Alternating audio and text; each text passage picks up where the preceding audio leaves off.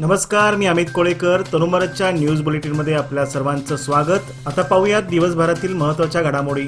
आज मंगळवार दिनांक 9 जानेवारी रोजी बेळगावात महाराष्ट्र एकीकरण समितीतर्फे कन्नड बोर्ड सक्तीविरोधात जिल्हाधिकाऱ्यांना निवेदन देण्यात आले. प्रसंगी माजी आमदार मनोहर किनेकर यांनी पत्रकारांशी बोलताना असे सांगितले की महाराष्ट्र सरकारने 2004 सालीच सुप्रीम कोर्टात कन्नड सक्तीविरोधात दाद मागितली आहे.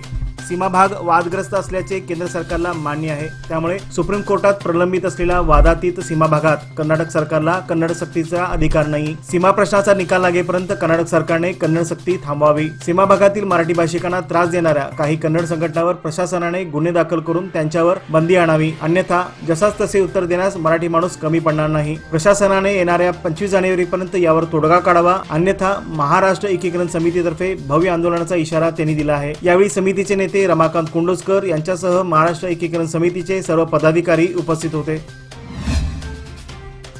आज बेळगावात श्रीराम सेनेच्या वतीने जिल्हाधिकाऱ्यांना कर्नाटक सरकार विरोधात निवेदन देण्यात आले. या निवेदनात असे लिहिले आहे की कर्नाटकात हिंदू गोरक्षक व करसेवकावर अटकसत्र सुरूच आहे. राज्यातील काँग्रेस सरकार 30 ते 35 वर्ष जुने खटले उकरून काढत आहे. राज्यातील हिंदूवरील होणारा अन्याय काँग्रेस सरकारने तातडीने थांबवावे, अन्यथा श्रीराम सेनेकडून भव्य आंदोलन छेडण्याचा निर्णय घेतला जाईल, असा इशारा यावेळी राज्य सरकारला देण्यात आला. बेळगाव शहरातील वाहतूक व्यवस्था सुरळीत करण्यासाठी राष्ट्रीय महामार्गापासून संकम हॉटेल, किल्ला येथील अशोक सम्राट चौक, आरटीओ सर्कल ते कित्तूर चन्नवा चौकापर्यंत 4.5 किलोमीटर लांबीच्या फ्लायओव्हरच्या योजनेला चालना मिळाली. फ्लायओव्हर योजनेसंबंधी नुकतीच जिल्हाधिकारी नितेश पाटील यांच्या अध्यक्षतेखाली विविध खात्यांच्या अधिकाऱ्यांची बैठक पार पडली. या समन्वयक बैठकीत पालकमंत्री सतीश जारकिहोळी यांचे खूप वर्षापासूनचे स्वप्न साकार करण्यासाठी फ्लायओव्हर निर्मितीला चालना देण्यात येत आहे, असे जिल्हाधिकाऱ्यांनी यावेळी सांगितले. सर्व ILI सारी प्रकरणासाठी कोविड चाचणी सक्तीची करण्याची सूचना देण्यात आली आहे, अशी माहिती आरोग्यमंत्री दिनेश गुंडूराव यांनी दिली. बेंगलोरमधील विकास सौध येथे शुक्रवारी कोविड संबंधी आरोग्य खात्याच्या वरिष्ठ अधिकाऱ्यांच्या बैठकीनंतर पत्रकारांशी ते बोलत होते. राज्यात कोविड चाचण्यांचे प्रमाण वाढविण्यात आले आहे. दररोज 7,000हून अधिक चाचण्या केल्या जात आहेत. त्यापैकी पॉझिटिव्ह अहवाल येण्याचे प्रमाण 3.82% आहे. राज्यात अजूनही पॉझिटिव्हिटी दर खाली आलेला नाही. त्यामुळे कोरोनाबाधित रुग्णावर अधिक लक्ष ठेवण्याची सूचना देण्यात आली आहे. अक्कलकोट येथील स्वामी समर्थ अन्नछत्र मंडळाच्या वतीने बेळगावात दरवर्षी पालखी व पादुका दर्शन सोहळा आयोजित करण्यात येतो. यंदाचे हे त्यांचे 27वे वर्ष असून शुक्रवार दिनांक 12 रोजी ही पालखी कोवाडहून बेळगावात दाखल होईल. सायंकाळी 4 वाजता हाटीवळ गल्ली शहापूर येथे पालखीची मिरवणूक काढण्यात येईल व तेथेच रात्री महाप्रसाद व मुक्काम होणार आहे. शनिवारी दिनांक 13 जानेवारी रोजी सकाळी 10 वाजता श्री गाडगे बाबा भवन, सायंकाळी 4 वाजता श्री स्वामी समर्थ आराधना केंद्र माधव रोड येथे मुक्काम. या प्रकारे 14, 15, 16 व 17 तारखेला विविध भक्तांच्या निवासस्थानी महाप्रसाद व मुक्कामाला राहणार आहे. याचा सर्व स्वामी भक्तांनी लाभ घ्यावा, असे आयोजकातर्फे कळविण्यात आले आहे. राज्यातील 13,000हून अधिक प्राथमिक शाळांच्या शिक्षक भरती प्रक्रियेत आणखी एक अडथळा निर्माण झाला आहे. भरती प्रक्रिया सुरू ठेवण्याच्या उच्च न्यायालयाच्या आदेशाला सर्वोच्च न्यायालयाने स्थगिती दिली आहे. शालेय शिक्षण खात्याने याआधीच निवड यादीत स्थान मिळवलेल्या 80% जास्त पात्र उमेदवारांना नियुक्तीपत्रे वितरित केली असून ते आता शिक्षक म्हणून सेवेत हजर झाले आहेत. शिक्षण खाते उर्वरित 20% उमेदवारांना नियुक्तीपत्रे वितरित करण्याच्या तयारीत आहेत. दरम्यान सर्वोच्च न्यायालयाच्या आदेशाप्रमाणे उर्वरित उमेदवारांना नियुक्तीपत्रे देऊ नयेत, अशी सूचना त्यात करण्यात आली आहे. बेळगाव महानगरपालिकेमध्ये सभागृह उपलब्ध झाल्यानंतर सर्वसाधारण बैठक तसेच स्थायी समितीच्या बैठका वरचेवर घेतल्या जात आहेत. त्या सभेचा अजेंडा तसेच इतिवृत्त करताना सध्या असलेल्या कौन्सिल विभागातील कर्मचाऱ्यावर ताण पडत आहे. त्यामुळे अजेंडा व इतिवृत्त तयार करायला उशीर लागत आहे. प्रत्येक आठवड्यामध्ये स्थायी समितीच्या बैठका होत आहेत. त्यामुळे त्यांचा अजेंडा तयार करून इतिवृत्त तयार करायचे असते. याचबरोबर बैठकीमध्ये झालेला ठराव तसेच चर्चा देखील नमूद करून तोही अहवाल तयार करणे देखील महत्त्वाचे आहे. त्यामुळे सध्या असलेल्या कर्मचाऱ्यांवर कामाचा ताण वाढू लागला आहे.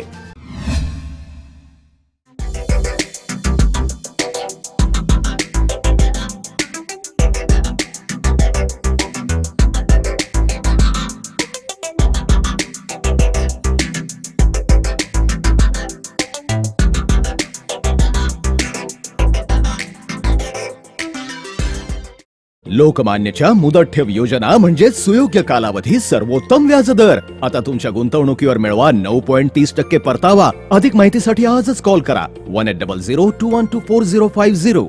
योजना फक्त सभासदांकरता. नियम अटी लागू. लोकमान्य, जिथं पैसा वाढतो आणि नातं वृद्धिंगत होतं. इंदिरा कॅन्टीन आणि शालेय मध्यान्ह आहारात तृणधान्यांचा वापर करण्यात येईल अशी घोषणा मुख्यमंत्री सिद्धरामय्या यांनी केली आहे. कृषी खात्यातर्फे बेंगळुरूमधील राजवाडा मैदानावर आयोजित तृणधान्य आणि सेंद्रिय आंतरराष्ट्रीय वाणिज्य मेळावा 2024 आणि तृणधान्यापासून तयार केलेल्या वस्तूंचे प्रदर्शन व विक्री स्टॉलचे उद्घाटन केल्यानंतर ते बोलत होते. आपल्या राज्यातील लोक आणि शालेय विद्यार्थी आणखी सुदृढ बनावेत, आरोग्यवान बनावेत याकरिता इंदिरा कॅन्टीन आणि शालेय मध्यान्ह आहारात तृणधान्यांचा वापर करण्यात येणार आहे. यात्रेकरूंचे स्वप्न साकार करण्यासाठी कर्नाटक भारत गौरव दक्षिण यात्रा आयोजित केली जात आहे. या योजनेअंतर्गत रामेश्वरम, कन्याकुमारी, मदुराई, तिरुवनंतपुरम येथे यात्रा आयोजित केल्या आहेत. येथे जाणाऱ्यांना राज्य सरकारकडून 5,000 सहाय्यधन दिले जात आहे. परिवहन व धर्मदाय मंत्री रामलिंगा रेड्डी यांनी माहिती दिली. 18 जानेवारी 2024 पासून तीर्थयात्रेसाठी IRTC ITMS या वेबसाईटवरून बुकिंग करण्याची सोय करण्यात आली आहे. या तीर्थयात्रेसाठी एकूण पॅकेजची रक्कम 15,000 रुपये आहे. कर्नाटक सरकारकडून 5,000 रुपये सहाय्यधन दिले जाईल. त्यामुळे यात्रेकरूला फक्त 10,000 रुपये भरावे लागतील अशी माहिती त्यांनी दिली. आज भारतीय संघाचा वेगवान गोलंदाज मोहम्मद शमीला क्रीडा प्रकारामध्ये अर्जुन पुरस्कार देण्यात आला. आज रोजी दिल्ली येथील राष्ट्रपती भवनात सरकारी इतमामात पार पडलेल्या सोहळ्यात राष्ट्रपती द्रौपदी मुर्मू यांच्या हस्ते मोहम्मद शमीला अर्जुन पुरस्कार देऊन गौरविण्यात आले. अर्जुन पुरस्कार मिळवणारा मोहम्मद शमी हा 98वा क्रिकेटपटू ठरला आहे. निप्पाणी राष्ट्रीय महामार्गावरील व्यापाराचे केंद्र अशी ओळख यमगर्णी या गावाने मिळवली आहे. यमगर्णी येथील मुख्य रस्त्यावर परिसरातील नागरिकांची वाढलेली वर्दळ याचे मुख्य कारण आहे. यामुळेच अनेकांनी वाढती ग्राहक संख्या लक्षात घेऊन वेगवेगळे उद्योग व्यवसाय उभारले आहेत. पण या मार्गावर वाढलेले अतिक्रमण, त्याचप्रमाणे बांधकामाच्या निमित्ताने रस्त्यावरच टाकलेले साहित्य आणि अवास्तव पार्किंग यातून वाहतूक कोंडी नित्याची बनली आहे. वाहतूक कोंडीमुळे अनेक समस्या निर्माण होत असून वाहनधारकांना हा मार्ग वाहतुकीसाठी अडचणीचा ठरत आहे. यावर योग्य ती कारवाई होणे आवश्यक आहे. पण ग्रामपंचायत प्रशासनाने याकडे दुर्लक्ष केल्याने समस्या दिवसेंदिवस गंभीर बनत आहेत.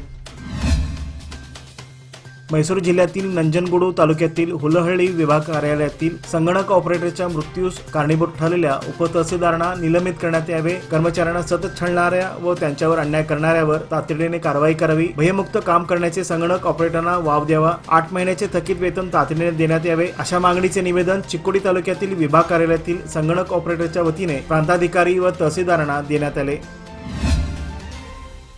पुणे बेंगलोर या राष्ट्रीय महामार्गाच्या 6 पदरीकरणाचे काम सध्या युद्ध पातळीवर सुरू आहे. त्याअंतर्गत यमगर्णी नदी, मांगूर फाटा, कुर्ली फाट्यावर उड्डाणपूल बांधले जात आहे. मात्र या ठिकाणी मोठ्या प्रमाणात भराव टाकून उड्डाणपुलांची निर्मिती होत असल्याने भविष्यातील धोका ओळखून शेतकरी वेळीच जागृत झाले आहेत. भराव टाकून होत असलेल्या पुलाच्या कामाला विरोध होत आहे. यासाठी शेतकऱ्यांनी सीमा भागातील सर्व लोकप्रतिनिधी व अधिकाऱ्यांना निवेदनाच्या माध्यमातून आंदोलनाचा इशारा दिला आहे. तरीही काम सुरूच असल्याने शेतकऱ्यांच्या या मागणीला एक प्रकारे केराची टोपली दाखविण्यात आल्याने तीव्र संताप व्यक्त होत आहे. याचबरोबर आजचे बातमीपत्र इथे संपले. अधिक माहिती आणि ताज्या घडामोडी करता पाहत रहा तरुण भारत न्यूज चॅनल. तसेच आमच्या चॅनलला लाईक, शेअर आणि सबस्क्राईब करायला विसरू नका. आणि विश्वासार्ह बातम्यांसाठी दररोज वाचा दैनिक तरुण भारत. धन्यवाद.